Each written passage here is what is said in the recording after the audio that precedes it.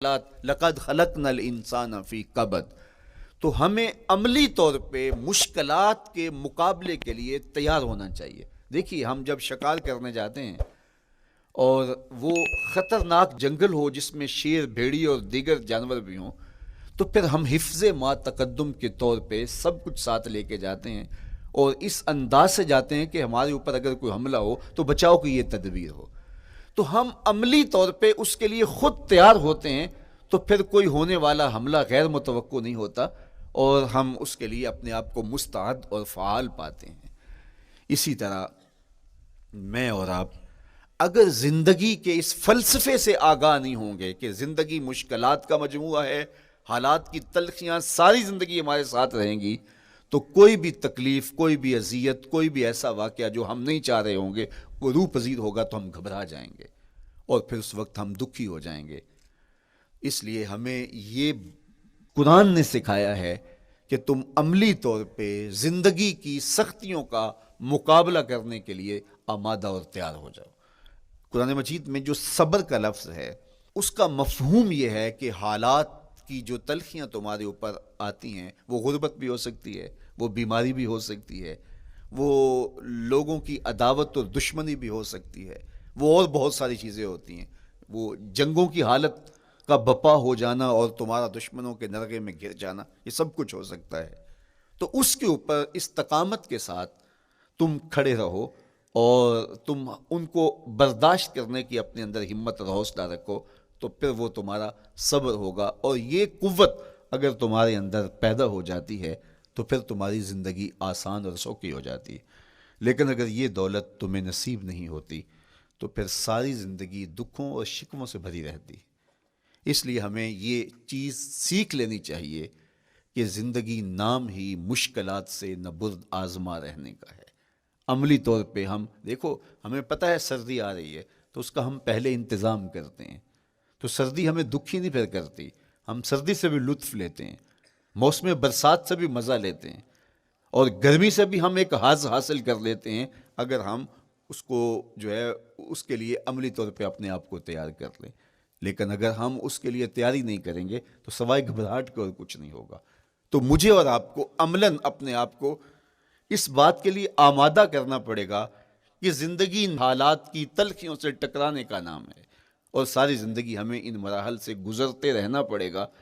اور قرآن نے جو ہے وہ 3 قسمیں کر کے، اور 3 قسمیں بھی شہر مکہ کی اور محبوب کریم کے پاکیزہ وجود اور جناب ابراہیم علیہ السلام کی، تاکہ تمہیں پتہ چلے جب ان کو بھی ان مراحل سے گزرنا پڑا میں اور آپ کیا بیچتے ہیں۔ اس لیے ہمیں اپنی زندگی کو ان راہوں پہ ڈالتے ہوئے صبر اور استقامت، اب صبر اور استقامت کی دولت ہمیں کیسے نصیب ہوگی، یہ دولت کس طرح، یہ قوت راسخہ ہمارے اندر کیسے پیدا ہوگی، اور کس طرح ہمارے من کے اندر یہ چیزیں سمائے گی۔ اللہ تعالیٰ کی خشیت، اس پر توکل، اس پر بھروسہ، اور اللہ تعالیٰ جل شانہ کی طرف سے ہر کام کے ہونے کا یقین ہمارے اندر یہ استقامت اور یہ حوصلہ پیدا کرتی ہے یہ چیز۔ اس لیے مجھے اور آپ کو اپنی پوری زندگی میں اس عمل سے گزر کر کے اپنے آپ کو مضبوط ترین صورتحال میں لا کے کھڑا کرنا پڑے گا، اور یہی زندگی کا جمال ہے۔ تو اب پھر دیکھیے قرآن کیا کہہ رہا ہے، لا اقسم بہذا البلد وانت حل بہذا البلد ووالد وما ولد، 3 قسمیں کی۔ اس کے بعد ارشاد فرمایا لقد خلقنا الانسان فی کبد، ہم نے انسان کو مشکلوں میں، مصائب میں، آلام میں رہتا ہوا پیدا کیا۔ کہتے ہیں جب حضرت انسان کی تخلیق ہوئی تو اس کا خمیر جب گویا جا رہا تھا تو اس کے اوپر 39 دن تک آزمائشوں کی، دکھوں کی، تکلیفوں کی بارش ہوئی، اور ایک دن خوشیوں اور مسرتوں کا می برسا۔ تو انسان کی زندگی کے اندر حالات سے ٹکرانا اور دکھوں کو سہنا اور دکھوں سے مقابلہ کرنا، یہ سیکھنا پڑے گا، اور جب انسان اس کو عملی طور پہ سیکھ جائے گا تو پھر زندگی کا جمال اور زندگی کا حسن نصیب ہوگا۔ ہماری پستی، ذلت، رسوائی، نکبت ہماری دین بیزاری اور دین دوری کا نتیجہ ہے، قرآن کو چھوڑ دینے کا نتیجہ ہے۔ آج بھی اگر اس کتاب کو ہم پکڑ لیں عزت پا جائیں۔ وَأَنْتُمُ الْأَعْلَوْنَ إِن كُنتُم مُؤْمِنِينَ، میرے رب کا وعدہ ہے، کافر میرے لگتے کیا ہیں؟ عزت کا تاج تمہارے سر پہ رکھوں گا، لیکن شرط ہے مومن بھی تو بن کے دکھاؤ۔ وَأَنْتُمُ الْأَعْلَوْنَ، تم ہی اونچے ہوگے، تاج تمہارے سروں پہ رکھا جائے گا، لیکن شرط یہ ہے کہ تم مومن بن کے دکھاؤ۔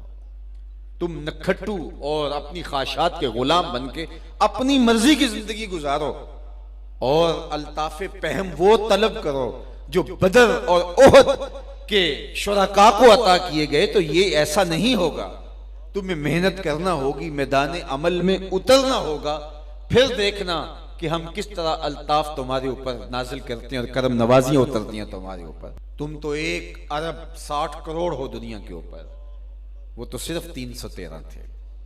ہم نے کیسے ان کو عزتوں کی مسندوں پہ بٹھایا۔ اس دن کو میرے رب نے بھی یوم فرقان کہہ کے پکارا، لیکن وہ بھی تو سب کو چھوڑ کے آگئے تھے نا۔ وہ 313، 2 گھوڑے، 6 زرہیں، 8 تلواریں، اور جن کے پاس تلواریں نہیں تھی انہوں نے کھجوروں کے ڈنڈے توڑ لیے۔ یہ اللہ کے مجاہد تھے، چلے تھے جنگ کرنے۔ کیسے رنگ تھے، کیسا جمال تھا ان کا، کیسا جذبہ تھا۔ ان کے جذبوں کو دیکھ کر کے ہی میرے حضور نے کہا اللہم ان تہلک ہذہ العصابہ لم تعبد فی الارض ابدا، مالک اس دھرتی پر تیرے نام لینے والے یہی لوگ ہیں، اگر یہ نہ رہے قیامت تک تجھے بھی رب کوئی نہیں کہے گا۔ تو انہوں نے اپنا آپ پیش کیا نا۔ میں اور آپ دیکھیں کہ ہم کھڑے کہاں ہیں، اور ہم جو بدر اور احد کے شرکاء پر کرم نوازی ہوئی وہ طلب کرتے ہیں۔ اترے فرشتے ہماری مدد کے لیے۔ ہم کہتے ہیں کہ آج بھی ابابیلیں اترے، لیکن آج ابابیلیں اترے تو ہمیں کنکر ماریں گے۔ تم 1 ارب 40 کروڑ ہو، اور 1 ارب 60 کروڑ کی تعداد اب تمہاری ہو رہی ہے، اور تمہارے پیغمبر کی توہین ہو، 56-57 اسلامی ملک ہو، تمہارے پاس افواج ہوں، تم ایٹمی طاقت ہو، اور تمہارے پیغمبر کی اہانت ہو رہی ہو، تو ہم آئینے میں منہ دیکھیں تو ہمیں شرم آئے، جس طرح کے روح سیاہ ہو چکے ہم، جیسی شکل ہماری بگڑ چکی ہے، جس طرح کی ہماری صورت بن چکی ہے، لیکن اس کے باوجود ہم جاگنے کے لیے تیار نہیں ہیں۔ اور جو لوگ جاگنے کے لیے تیار نہ ہوں، اور جو شعور اور احساس زیاں جن کے اندر نہ ہو، ان قوموں کے ساتھ وہی ہوتا ہے جو اس وقت امت مسلمہ کے ساتھ ہو رہا ہے۔ باقی رہی بات اللہ کے محبوب کی عظمتوں کی، تو یہ بات ذہن میں رکھو کہ محبوب کی عظمتوں کو کوئی نہیں گھٹا سکتا۔ یہ ذمہ میرے رب کا ہے۔ وَرَفَعْنَا لَكَ ذِكْرَكَ کا تاج کل بھی میرے محبوب کے سر پہ تھا، آج بھی حضور کے سر پہ ہے۔